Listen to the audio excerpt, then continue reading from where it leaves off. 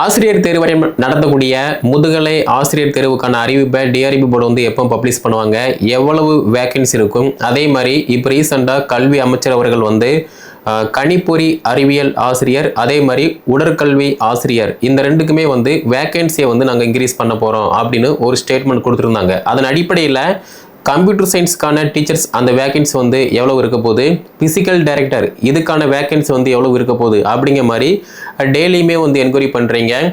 எப்போது வேண்டும்னாலும் டிஆர்பி நடத்தக்கூடிய பிஜி டெர்பிக்கான அறிவிப்பை வந்து டிஆர்பி போர்டு வந்து பப்ளிஷ் பண்ணுவாங்க. நீங்கள் கரண்ட் நியூ சிலபஸை படித்து நீங்கள் படித்ததை ப்ராப்பராக டெஸ்ட்டு ப்ராக்டிஸ் பண்ணுறீங்க அப்படின்னா அறிவிப்பு வந்த உடனே எக்ஸாம் எப்போது வேண்டும்னாலும் வந்து கண்டக்ட் பண்ணுவாங்க. அப்படி இருக்கும்போது நீங்கள் தயாராக இருந்தீங்க அப்படின்னா எக்ஸாமை ஈஸியாக தைரியத்தோட தன்னம்பிக்கையோடு வந்து அட்டெம்ப்ட் கொடுக்கலாம். எக்ஸாமில் நல்ல மார்க் எடுத்து நீங்களும் ஒரு அரசு மேல்நிலைப் பள்ளியில் முதுகலை ஆசிரியராக வந்து பணியில் அமர முடியும். அப்படி பார்க்கும்போது இந்த வரக்கூடிய பிஜி டெர்பி எக்ஸாமை பொறுத்த மட்டும் பார்த்தோம் அப்படின்னா போட்டியாளர்கள் வந்து அதிகமாக இருப்பாங்க. வினாத்தாள் அமைப்பு வந்து பார்த்தோம் அப்படின்னா ரொம்ப கடினமாக மட்டும்தான் இருக்கும். ஏன்னா லாஸ்ட் இயர் பார்த்தோம் அப்படின்னு பார்க்கும்போது லாஸ்ட் இயரை கம்பேர் பண்ணி பார்த்தோம் அப்படின்னா போட்டியாளர்கள் வந்து அதிகமாக இருந்தாங்க.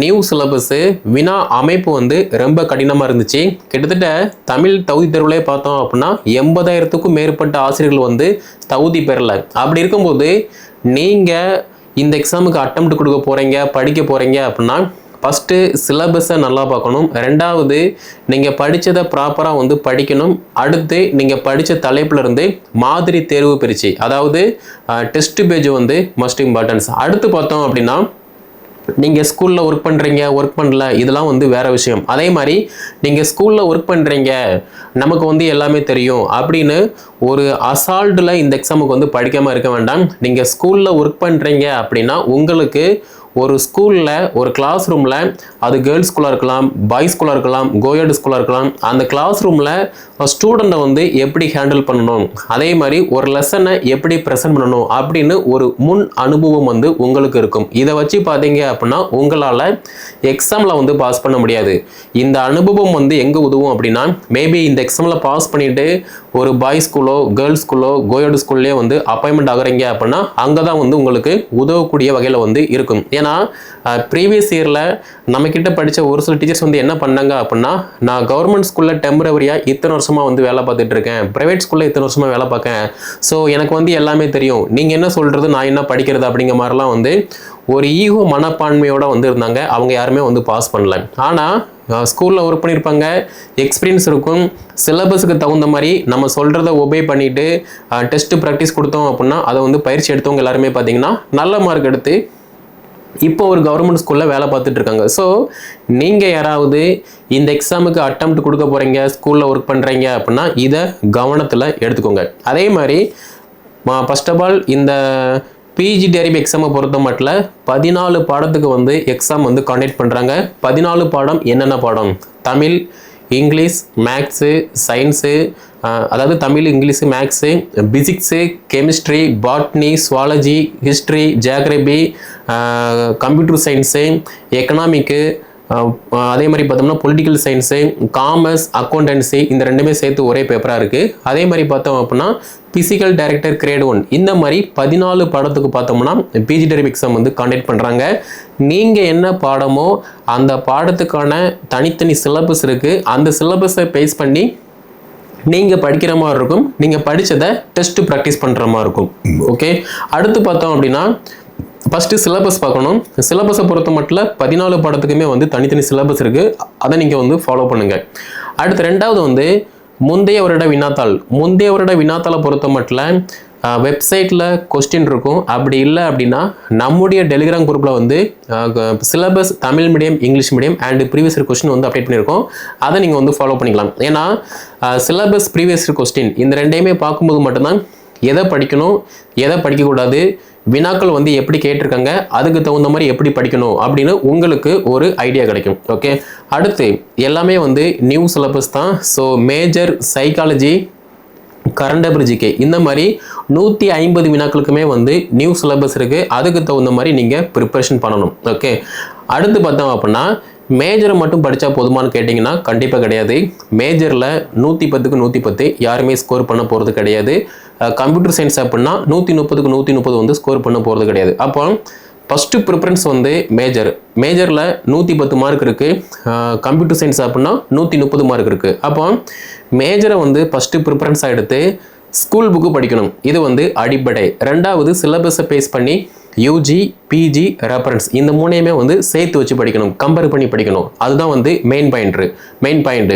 அடுத்து நீங்கள் கம்ப்யூட்டர் சயின்ஸாக இருக்கீங்க அப்படின்னா 130 வினாக்கள் உங்களுடைய பாடம் சார்ந்த வினாக்கள். புதுசாக வந்து சைபர் செக்யூரிட்டி பற்றி இருக்குது, அதை பற்றி படிக்கிற மாதிரி இருக்கும். அப்போ முதன்மை தாள் 110 மார்க்கை பொறுத்த மட்டும் மேஜரில் நீங்கள் எவ்வளவு ஃபோக்கஸாக கன்சிஸ்டன்சியாக நீங்கள் படித்ததை டிசிப்ளினாக டெஸ்ட் ப்ராக்டிஸ் பண்ணுறீங்களோ அதை பொறுத்து மட்டும்தான் மேஜரில் 110க்கு 130க்கு 80க்கு மேலே 90க்கு மேலே 95 மதிப்பெண்களுக்கு மேலே உங்களால் வந்து ஸ்கோர் பண்ண முடியும். ஸோ நம்முடைய அகாடமி சார்பாக மேஜருக்குன்னு சொல்லி சிலபஸை பேஸ் பண்ணி சிலபஸில் உள்ள யூனிட் வைஸ் டாபிக் வைஸ் வந்து model test, full test, topic test, unit test இந்த மாதிரி பல வகையான டெஸ்ட்டை வந்து கண்டக்ட் பண்ணுறோம். அதை நீங்கள் ப்ராக்டிஸ் பண்ணும்போது நீங்கள் ஈஸியாக ஒரு டாபிக் கூட மிஸ் பண்ணாமல் ஈஸியாக வந்து எல்லாத்தையுமே கவர் பண்ணி படிக்க முடியும். ஓகே, அடுத்து பார்த்தோம் அப்படின்னா சைக்காலஜியை பொறுத்த மட்டும் எல்லாருக்குமே வந்து பொதுவானது 30 வினாக்கள் இருக்குது. கம்ப்யூட்டர் சயின்ஸ் அப்படின்னா 10 வினாக்கள் இருக்கும். அப்போ இந்த சைக்காலஜியை பொறுத்த மட்டும் நீங்கள் பிஎட் ஃபஸ்ட் இயர் செகண்ட் இயரில் first sem second sem fourth செம்மில் மிக முக்கியமான கல்வி திட்டங்கள்,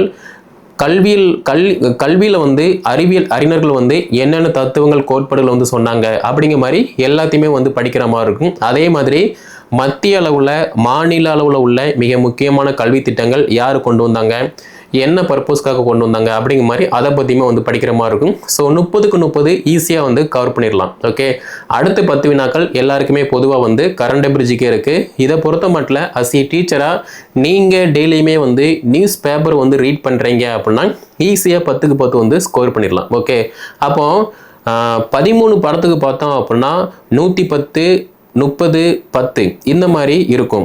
கம்ப்யூட்டர் சயின்ஸை பொறுத்த மட்டும் உங்களுக்கு 130 + 10 + 10 இந்த மாதிரி வந்து பிரிச்சிருக்கும். அப்போ அதுக்கு தகுந்த மாதிரி நீங்கள் ப்ரிப்ரேஷன் பண்ணணும். இதுதான் வந்து மஸ்ட் இம்பார்ட்டன்ஸ். அதே மாதிரி இப்போ லாஸ்ட் இயர் பார்த்தோம் அப்படின்னா பெண்களை விட ஆண்கள் இந்த எக்ஸாமுக்கு வந்து அதிகமாக வந்து போட்டி போட்டாங்க. ஆனால் பிஎட் காலேஜை பொறுத்த மட்டும் பெண்கள் தான் வந்து அதிகமாக படிப்பாங்க.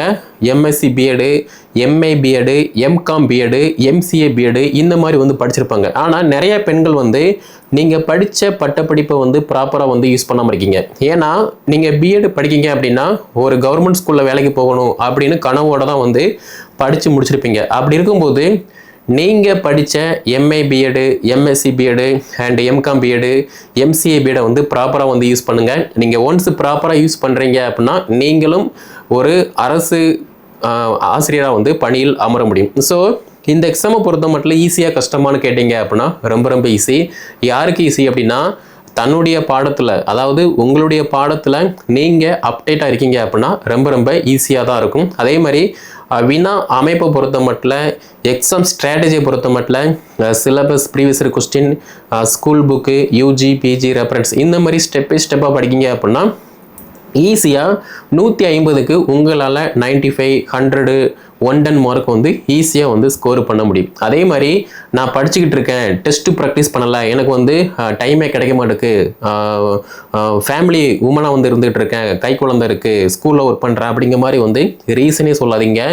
ஏன்னா ரீசன் சொல்கிற யாருமே வந்து சக்ஸஸ் ஆக முடியாது. அப்படி இருக்கும்போது நீங்கள் வரக்கூடிய பிஜிடி எக்ஸாமுக்கு வந்து அட்டெம்ப்ட் கொடுக்க போகிறீங்க அப்படின்னா நம்முடைய அகாடமி சார்பாக வரக்கூடிய பிஜிடி எக்ஸாமுக்கு 14 பாடத்துக்குமே Tamil, English, computer science, physical director grade 1 இந்த 4 பாடத்தை தவிர மீதமுள்ள 10 பாடத்துக்குமே Tamil medium, English medium material test page வந்து காண்டக்ட் பண்ணுறோம். அதில் நீங்கள் ஜாயின் பண்ணும்போது ஈஸியாக சிலபஸை பேஸ் பண்ணி எல்லாமே உங்களுக்கு இணையவழி முறையில் PDF format, soft copy material and test page வந்து ப்ரொவைட் பண்ணுவோம். அதை நீங்கள் வந்து ஃபாலோ பண்ணிக்கலாம். முக்கியமான ஒரு விஷயம் இருக்குது, தமிழ் தகுதி தேர்வு எல்லாருக்குமே வந்து பொதுவாக இருக்குது.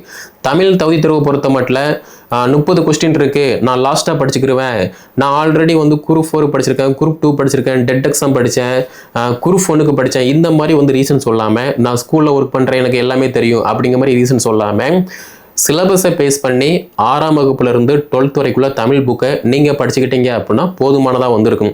10th புக்கு மட்டும்தான் படிப்பேன், வேறு எதையுமே படிக்க மாட்டேன் அப்படிங்கிற மாதிரி வந்து இருக்க வேண்டாம். நீங்கள் நல்லா படிச்சுக்கிட்டீங்க அப்படின்னா எல்லாமே வந்து உங்களுக்கு பாசிட்டிவாக வந்து அமைய பாசிபிள் இருக்குது. ஏன்னா ஏதாவது ஒரு சில கொஸ்டின் வந்து அவுட் ஆஃப் சிலபஸ் வந்து கேட்க மாட்டாங்க, ஆனால் இன்டெப்த்தாக கேட்டுட்டாங்க அப்படின்னா ஒன்றுமே பண்ண முடியாது. ஸோ பிஜி டிஆர்பி எக்ஸாம் ஆனால் வினாக்களை பொறுத்த மட்டும் ஸ்கூல் புக்கில் இருந்து இன்டெரக்டாக வந்து கேட்கலாம். யூஜி பிஜி ரெஃபரன்ஸ், ஸோ எங்கேருந்து வேணால் எப்படி வேணால் கேட்பாங்க. அதுக்கு தகுந்த மாதிரி உங்களை நீங்கள் தயார்படுத்திக்கோங்க. ஸோ நம்ம அகாடமி சார்பாக சிலபஸை பேஸ் பண்ணி தான் பார்த்தீங்கன்னா எல்லாமே ப்ரொவைட் பண்ணுவோம். அதை நீங்கள் வந்து ஃபாலோ பண்ணுற மாதிரி இருக்கும்.